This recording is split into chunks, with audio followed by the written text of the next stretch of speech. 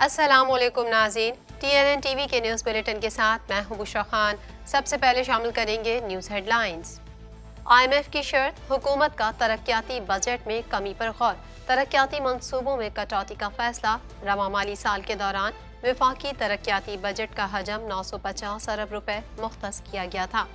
افغانستان سے جدید امریکی اسلحہ اسمگل کرنے کی کوشش ناکام، افغان حکومت سے حملے کے مرتکب افراد کے خلاف تحقیقات اور سخت کارروائی کا مطالبہ۔ DI خان میں دہشت گردی، افغان ناظم الامور کی طلبی، شدید احتجاج ریکارڈ۔ احتساب عدالت کی سزا کالعدم قرار، نواز شریف العزیزیہ ریفرنس میں بھی بری۔ پروسیکیوٹر کا کہنا تھا کہ GIT کی رپورٹ کی بنیاد پر ریفرنس دائر ہوا۔ بینچ کے سربراہ کا کہنا تھا کہ محض مفروضوں کی بنیاد پر کسی کو سزا نہیں دی جا سکتی۔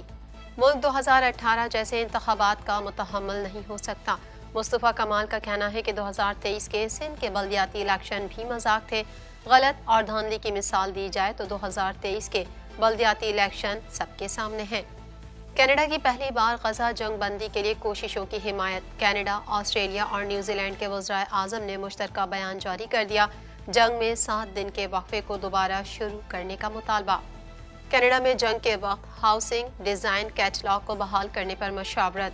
ہاؤسنگ منسٹر کا کہنا ہے کہ ہم ہاؤسنگ بحران میں رہ رہے ہیں، منصوبے سے کینیڈا میں گھروں کی تعمیر کو تیز کرنے میں مدد ملے گی۔ ہردیپ نجار کی خبریں شیئر کرنے کا مقصد ہندوستان کو روکنا تھا۔ کینیڈین وزیر اعظم کا کہنا ہے کہ ہمارے پاس قابل اعتماد انٹیلیجنس معلومات موجود تھیں، بھارت کا رد عمل مضحکہ خیز تھا۔ غزہ میں مزید 207 فلسطینی شہید، تعداد 18,412 تک پہنچ گئی، 8 اسرائیلی فوجی ہلاک۔ فلسطینی حکام کا کہنا ہے کہ 8,000 سے زائد افراد تاحال ملبے تلے دبے ہوئے ہیں۔ امریکی صدر کا کہنا ہے کہ غزہ پر بم باری کی وجہ سے اسرائیل کی حمایت ختم ہونے لگی ہے۔ امریکی صدر جو بائیڈن نے بھارت کا دورہ منسوخ کر دیا۔ صدر بائیڈن کو یہ دعوت وزیر اعظم نریندر مودی نے دی تھی۔ مہمان خصوصی کے طور پر بھارت کو کسی اور لیڈر کی تلاش کرنی پڑے گی۔ ہیڈ لائنز آپ نے جانی اور اب شامل کریں گے خبروں کی تفصیل۔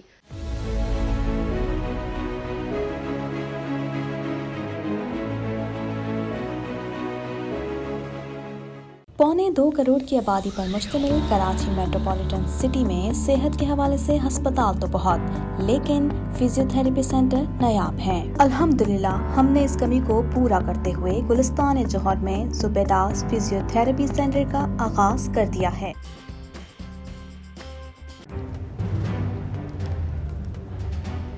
Islamic Finance TV, the only TV channel of the fastest growing Islamic economy in the world and the prime mover of Islamic finance news.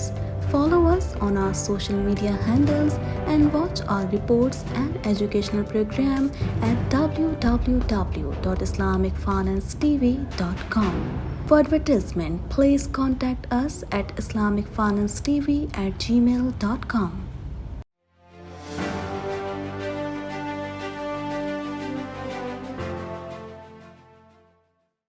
IMF کی شرط پر حکومت نے PSDP میں شامل 137 ترقیاتی منصوبوں کو ختم کرنے کا فیصلہ کر لیا۔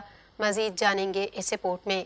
IMF کی شرط پر حکومت نے PSDP میں شامل 137 ترقیاتی منصوبوں کو ختم کرنے کا فیصلہ کر لیا۔ میڈیا رپورٹ کے مطابق IMF کی شرط پر ترقیاتی بجٹ میں کمی پر غور کیا جا رہا ہے۔ ذرائع نے بتایا ہے کہ 116 ارب کے PSDP میں شامل 137 ترقیاتی منصوبوں کو ختم کرنے کا فیصلہ کر لیا گیا۔ ذرائع کا کہنا ہے کہ ترقیاتی منصوبوں میں کٹوتی کا فیصلہ مالیاتی مشکلات، مالیاتی خسارہ پورا کرنے کے لیے کیا گیا۔ وفاق نے موقف میں کہا کہ 116 ارب کے منصوبوں کے لیے صوبے فنڈ کرنا چاہیں تو کریں۔ پلاننگ کمیشن دستاویز میں کہا گیا ہے کہ PSDP کے 137 ترقیاتی منصوبوں پر کام کا آغاز نہیں کیا گیا۔ 116 ارب کے پروجیکٹس کی کٹوتی ہونے پر ترقیاتی بجٹ کا حجم 834 ارب رہ جائے گا۔ دستاویز کے مطابق رواں مالی سال کے دوران وفاقی ترقیاتی بجٹ کا حجم 950 ارب روپے مختص کیا گیا تھا۔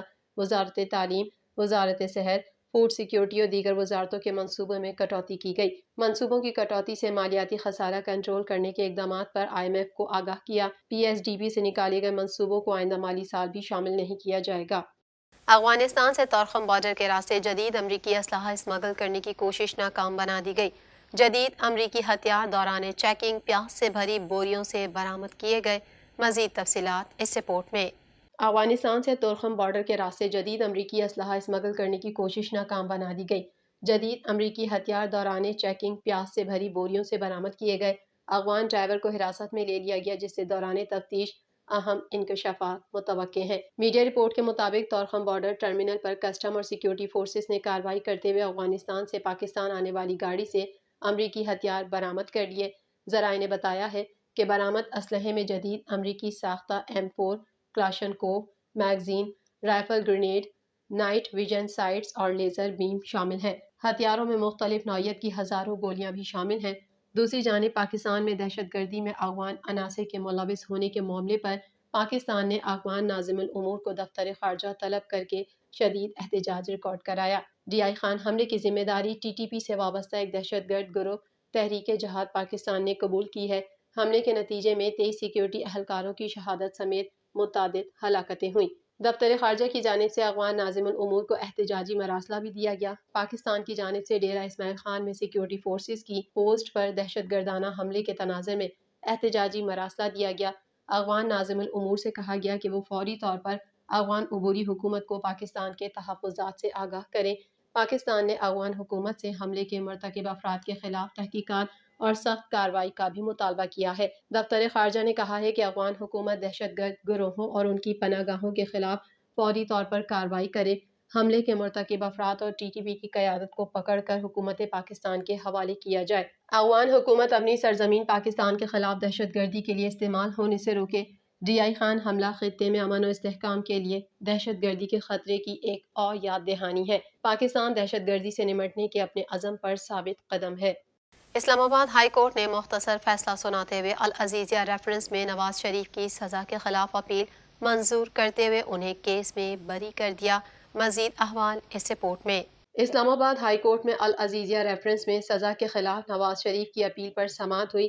چیف جسٹس اسلام آباد ہائی کورٹ جسٹس عامر فاروق اور جسٹس میاں گل حسن اورنگزیب پر مشتمل 2 رکنی بینچ نے سماعت کے بعد فیصلہ محفوظ کیا تھا۔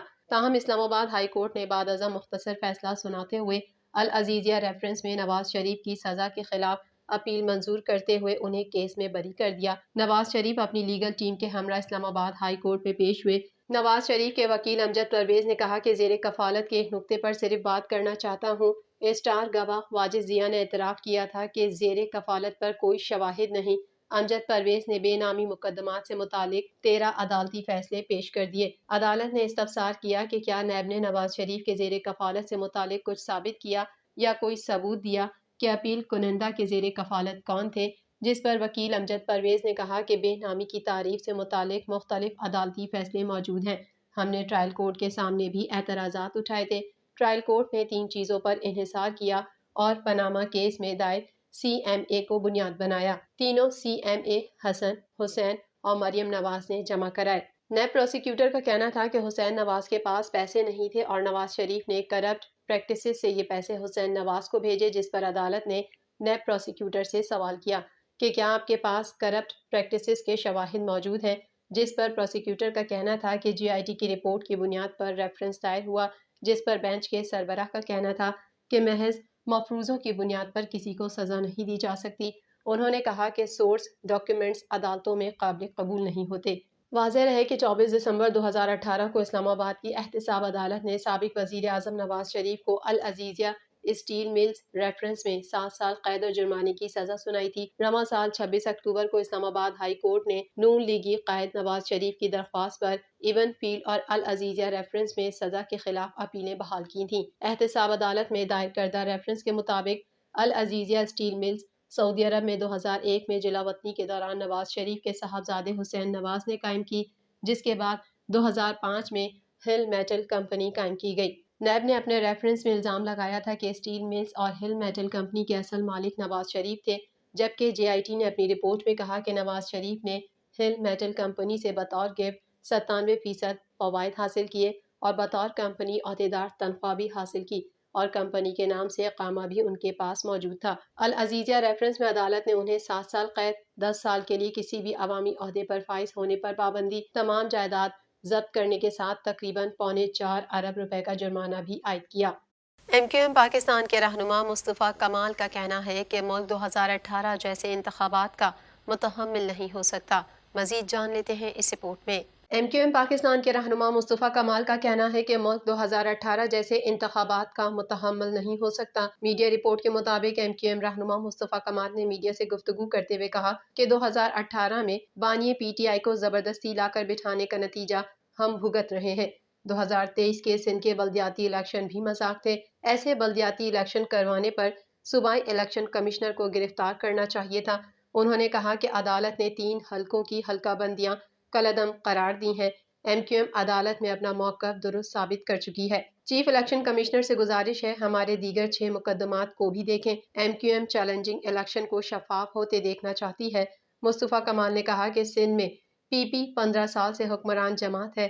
اقتدار میں رہنے سے PP کا اداروں میں اثر و رسوخ ہے۔ غلط اور دھاندلی کی مثال دی جائے تو 2023 کے بلدیاتی الیکشن سب کے سامنے ہے۔ MQM رہنما نے کہا کہ ہم انگلیاں اٹھنے سے پہلے ہی الیکشن کو بچانا چاہتے ہیں۔